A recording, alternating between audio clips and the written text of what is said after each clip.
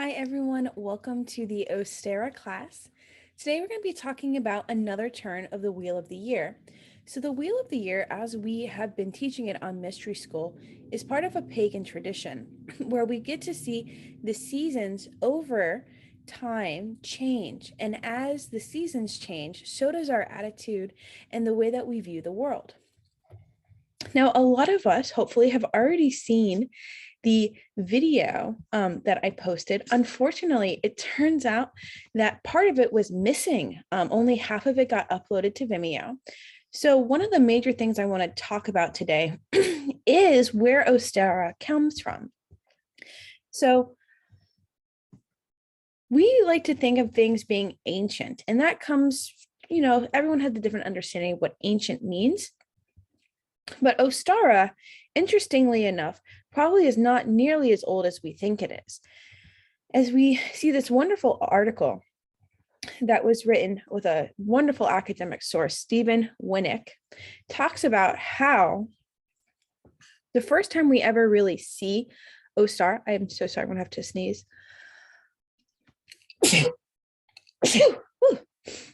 Really comes around the 10th century CE, where a Christian scholar named Bede, B-E-D-E, writes about Estor, E-O-S-T-R-E, for the first time. Now, it's likely to think that this entity, this goddess, was most likely a part of a very niche cultural setting in the Anglo-Saxon era or in the Germanic tribes, which is like the southern part of England or the UK today. And then there isn't a whole lot about her. As we see here, and he even gives us a nice quotation, that there's not a lot of evidence for her worship, especially when her name basically just means east. So where does this really rich mythology of Oster come from? And it really turns out that it comes from the Brothers Grimm, which many of us are familiar with fairy tales. But I'm actually going to read to you one of the most popular stories that we still see echoing today. So I'm going to full screen our video and let's get started. None of them older than Grimm's book in 1835. This article comes from Ohio's Fulton County Tribune in 1922. Was messenger of goddess, pretty legend which connects the hare with the symbol of awakening life. It appears from a very ancient but little known tradition that the rabbit, or rather the hare, sacred to Ostera, was originally a bird, very possibly a swallow. The goddess, finding her winged messenger was not fitted to endure all toils and climates, transformed her into a quick, brisk little quadruped with long ears, a warm, furry coat, and no tail to speak of, ready and able to summon belated spring from wherever she might be lingering, and to guide her safely, even among the icebergs of the frozen north. Henceforward, the hare, the emblem of fertility, was known as the friend and messenger of the spring goddess, and in memory of her former existence as a bird, the hare once a year at Easter lays the gaily colored eggs that are the symbol of awakening of earth and the renewal of life. This is the mythological explanation of the connection of Easter eggs and bunnies. I would like to point out that the story of Ostera turning a bird into a hare is not ancient, but it is also not new.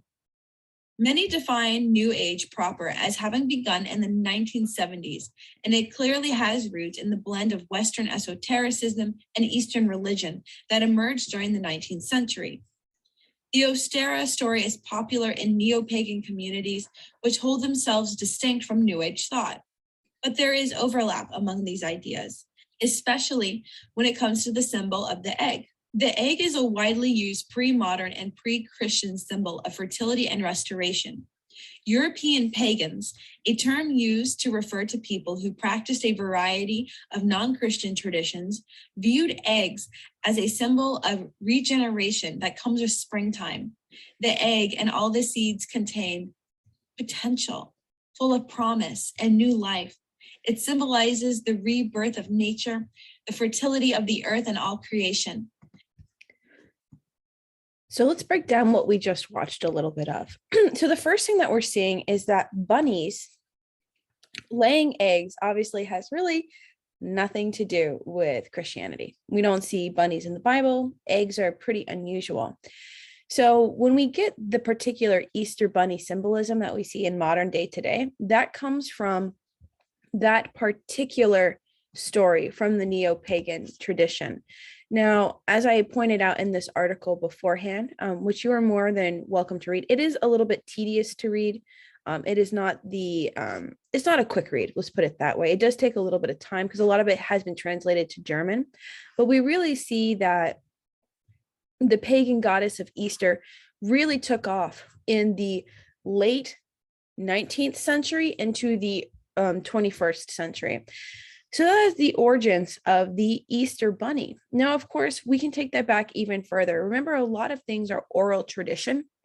So we're not going to be able to find books or information about what eggs represent. But when we think of bunnies and eggs, of course, the first thing people think of is springtime and regeneration.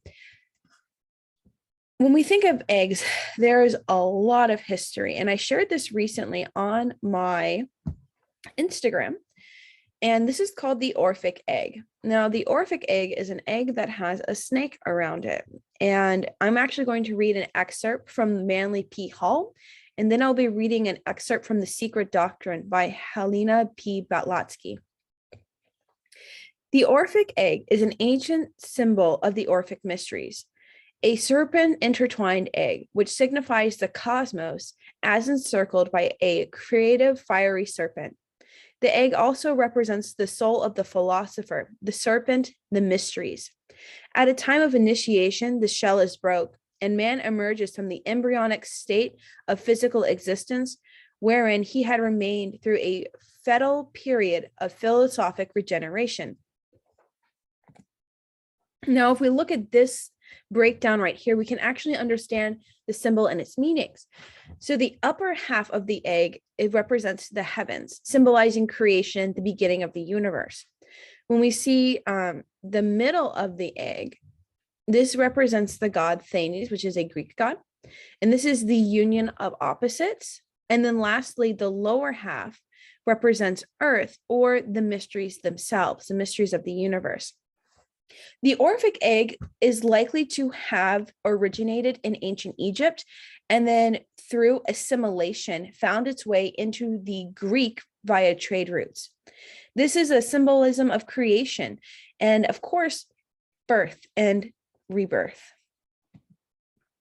I also want to point out that the egg has very similar mythology and symbolism to your own aura. So we understand the aura is an egg. I've taught this to you many times, that everyone has an egg around their body. This is your energetic field. Modern science calls it your bioenergetic field. And we actually see that we all are eggs in this way. We are all fertilizing ourselves. We are all symbols of strength and potential. And here is an example of the egg of Heliopus and Typhon's egg versus the Orphic egg. And this is where we're going to get into Helena Blavatsky. Now, this language can be a little convoluted, so I'm going to go slowly, okay?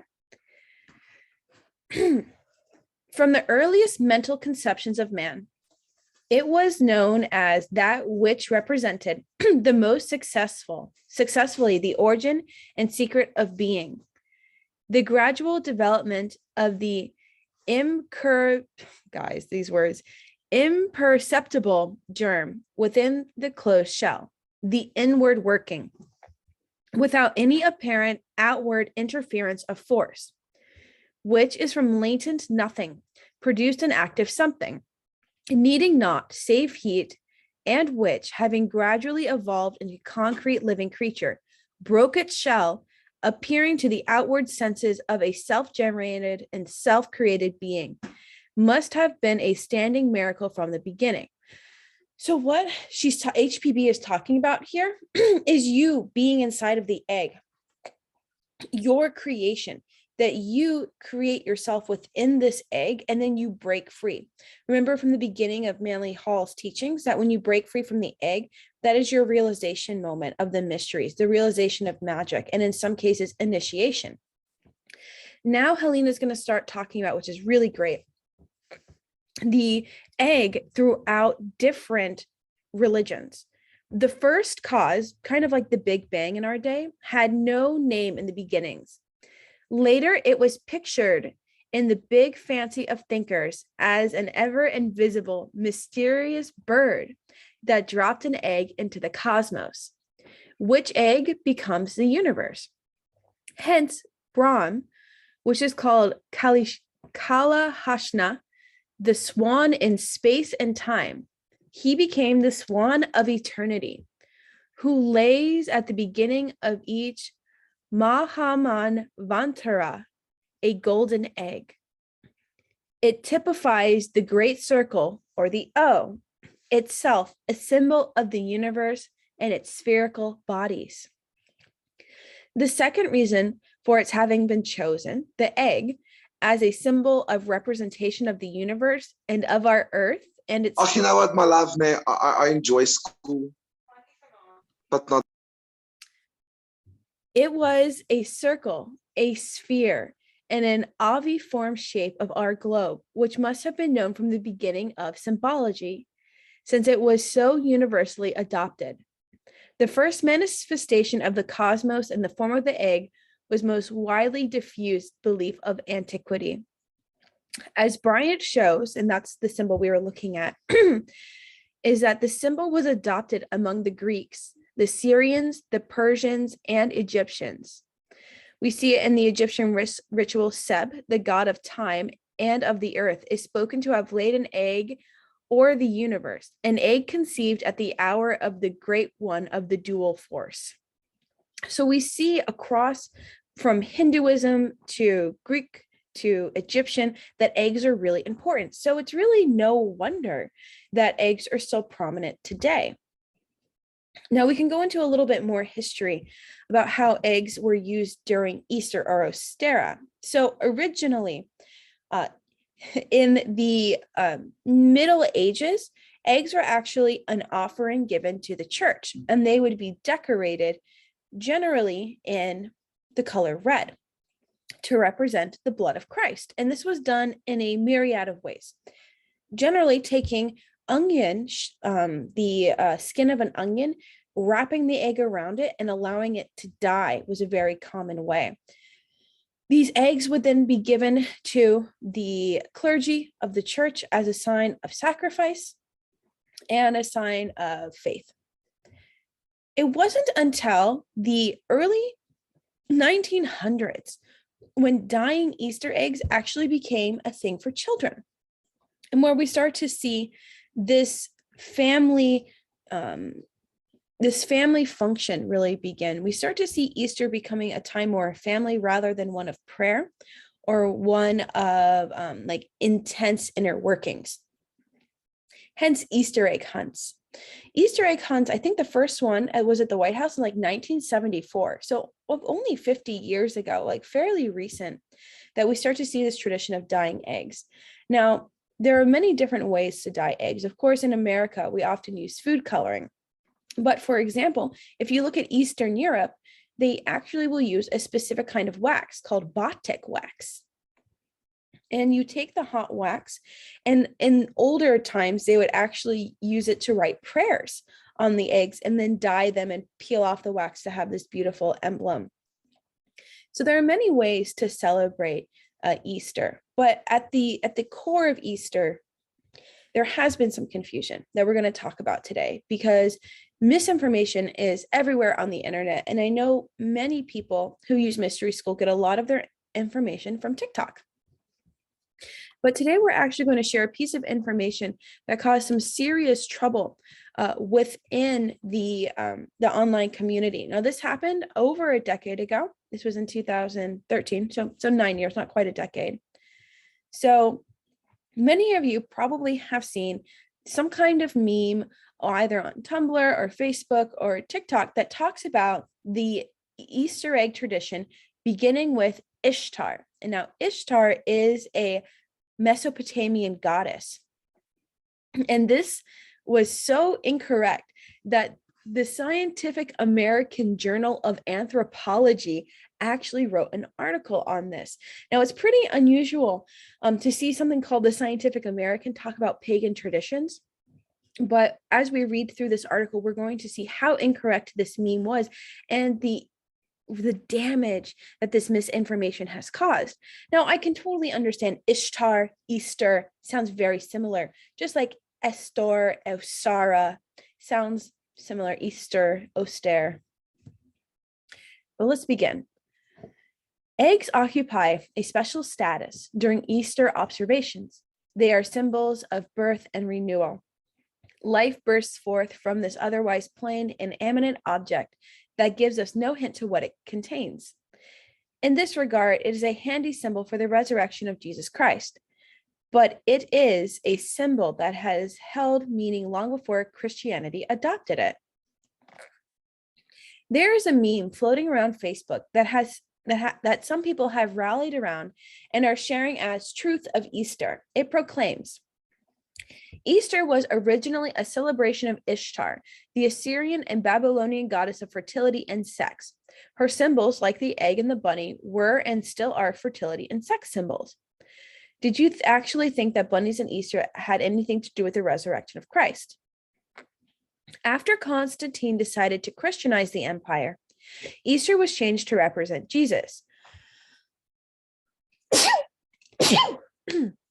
But as its roots, Easter, which is how you pronounce Ishtar, which is not true, is all about celebrating fertility and sex.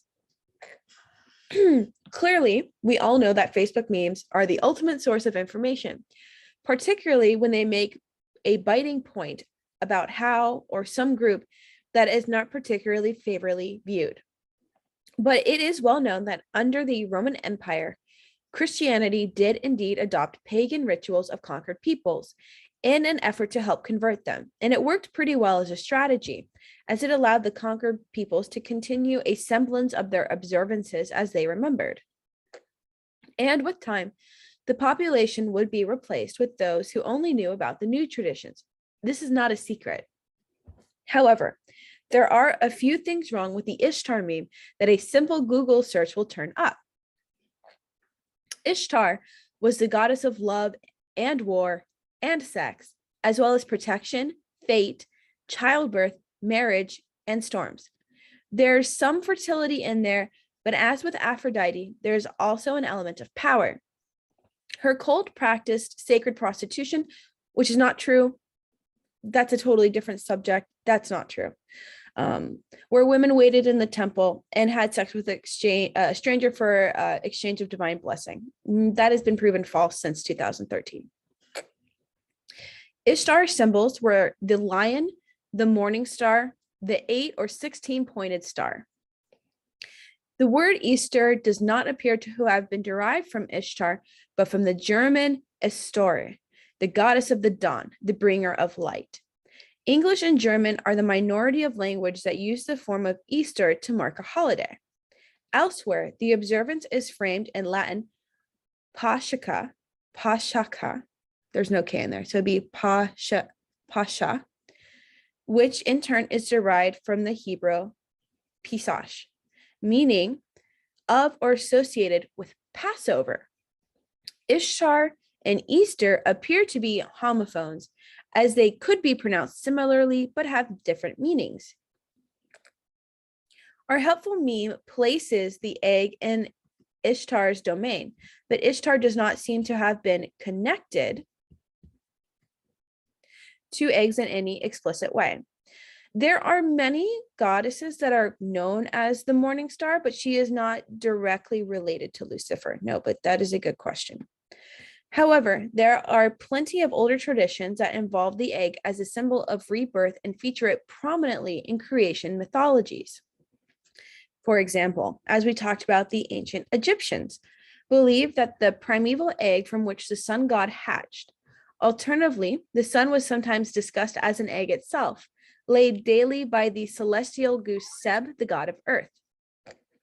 And the phoenix is said to have emerged from its egg.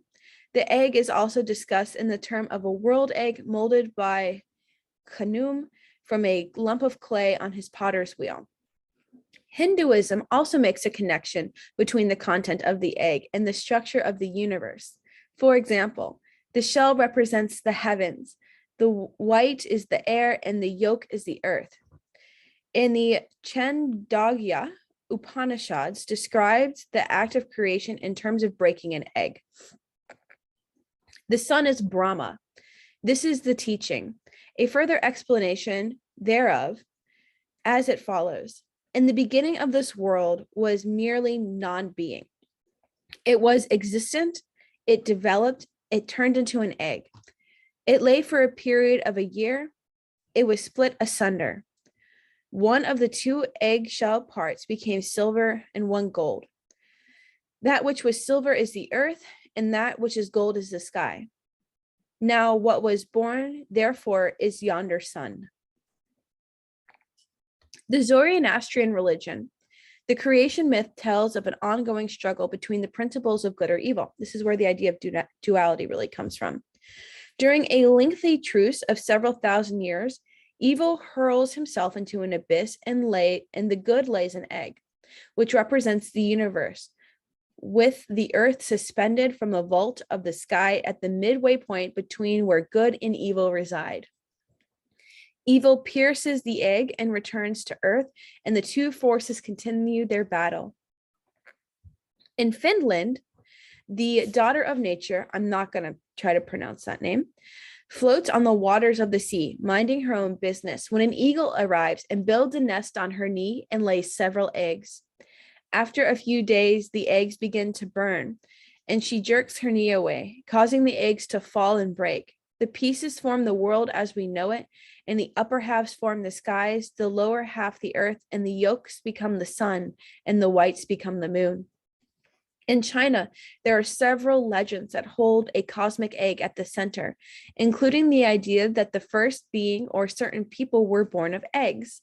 For example, the Palangs trace their ancestry to a Naga princess who laid 3 eggs, and the Chin will not kill the king crow because it laid the original Chin egg from which they emerged. These are some of the stories that build the foundation for the traditions of eggs at Easter. Contrary to the assertion of our meme, eggs and bunnies actually do have something to do with the resurrection. In the early stories, the creator often emerged from the egg itself in some form. The cosmic egg, according to the Vedic writings, has a spirit living within it, which will be born, die, and be born yet again. Certain versions of the complicated Hindu mythology describe the Prajapata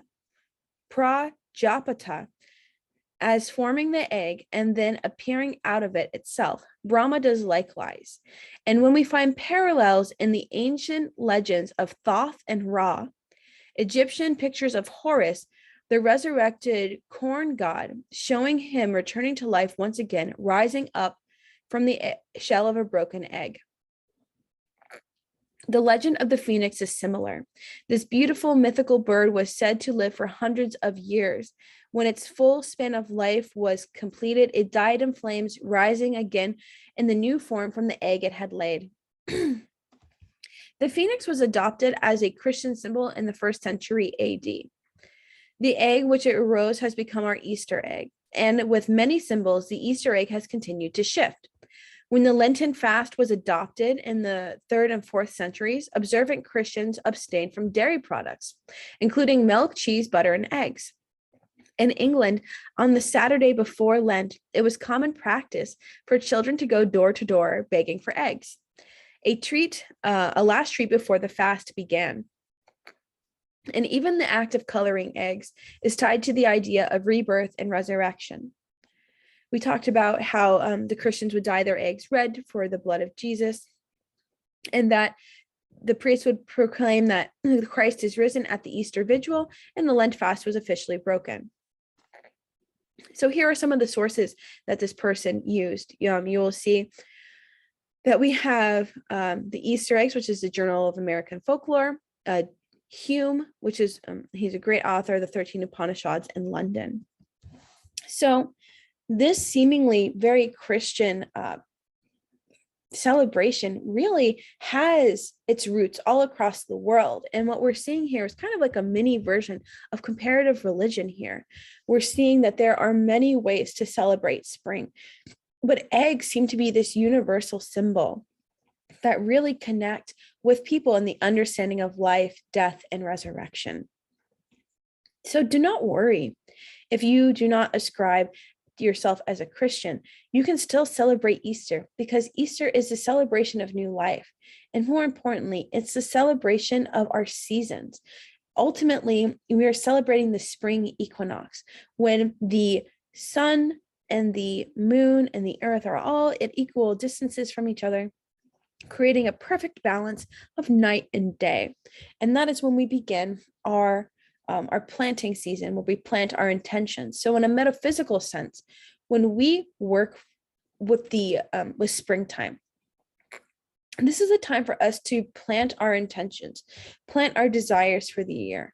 What do we want to accomplish during this year? And then, of course, we will water and work with those intentions through summertime and see them come to harvest during Mabon and Samhain. So what are some of the typical things that you can do for Oster? What traditions? So unfortunately, there's not a whole lot that is given to us in the German tradition, because a lot of that was oral. But what I would recommend doing is simply like just coloring eggs, like we see a lot of people do, is not specifically a Christian tradition. This is something that we can all do to celebrate. And of course, eating the eggs is really important. I would also recommend, if you want to, getting a plant. You could grow a garden if you have the time and the commitment to maintaining an entire garden, but even just one plant will really give you the connection to the earth and feeling the connection to springtime. Other things you can do is bake. Baking is a huge part of any holiday, really, but particularly Easter, because you are creating something. Easter is about creation. It is about, remember, birth, death, and resurrection. So some of my personal favorite things to create during Easter time are lemon and lavender scones. I think those, when we look at, so here, we'll do a fun experiment here. All right, so we're going to go into my favorite book when we do research like this. We're going into the Scott Cunningham's Book of Herbs, and we're going to look up lemon. And as we will see here, so this is for lemon balm. But let's see if there's anything else here. Here we go, lemon. So we see a couple of things here. So lemon is connected to the moon. It represents the element of water, and it is purification, love, and friendship. You can use lemon juice and mix it with water to wash jewelry, amulets, or magical objects. And then we'll talk about lavender. Now, lavender, lavender has a lot of meanings. I use lavender so much. Wow. So lavender is the planet of Mercury, the element of air. And when I mix these two together, I'm mixing air and water to help bring cleansing, protection, prosperity, and longevity. So you can do a lot of kitchen witchery during these kinds of holidays. Oh, you make egg salad and angel food cake. How yummy. That sounds delicious. Very cool. So let's just do a quick little search. See if anything in here comes up for Easter. Oh, it looks, we have Middle Eastern. That's the tulip. Okay. The Easter giant. Okay, Eastern herb magic or Eastern herb magic. So it doesn't look anything in particular comes up for Easter per se. Let's try Oster. Nothing. Yeah, magical scones are really delightful. I highly recommend, taking the time to do any kind of kitchen witchery magic in order to create and bring forth the energies that you want to bring into your life during this time. Again, this is really similar with plants. So you can choose what kind of plants you want, whether you want daisies or roses or a succulent. And understanding the magical meaning behind this plant will allow you to really cultivate the energy and rebirth of the spring solstice. So it is a little bit of a shorter lesson today. A lot of what I wanted to talk about was the misinformation and how things on the internet can really mess us up if we don't do our research. Do I have a favorite kitchen witch book? I sure do. I'll pull it up for you. And I will actually be teaching kitchen witchery. I believe I'm going to be doing that next month. So you will get to see some more of that, the kitchen witch books that I like. Okay, so let me share again. So understanding that kitchen witchery is very personal to you because you know what you need. I would also like to share, I'm trying to talk to one of my friends who is a Chinese medicine master, but this is the book that I particularly like because it offers like a wide variety of correspondences and techniques. It's a very practical guide for helping you prepare meals. So Lauren Woodward, I've seen this book at Barnes & Noble. I think it's really great. I've really, every time I picked it up, I've really enjoyed it. And then the other book that I really like, let's see if I can find it in here.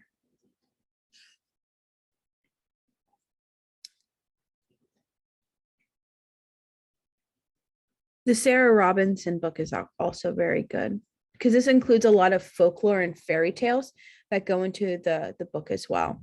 So that's the other one I would recommend if you're looking into kitchen witchery. Oh, I'm so excited. Oh, I'm so glad that you'll enjoy the book and you'll learn quite a lot from it. Are there any other questions about Ostara or Easter that I can answer for you today? It's one of the, I guess you would say, like the more loose holidays because it isn't really connected to anything that's truly ancient, but we definitely see that the Orphic egg is, for example, seeing that how eggs are a really important symbol to humanity across cultures, I think is really cool.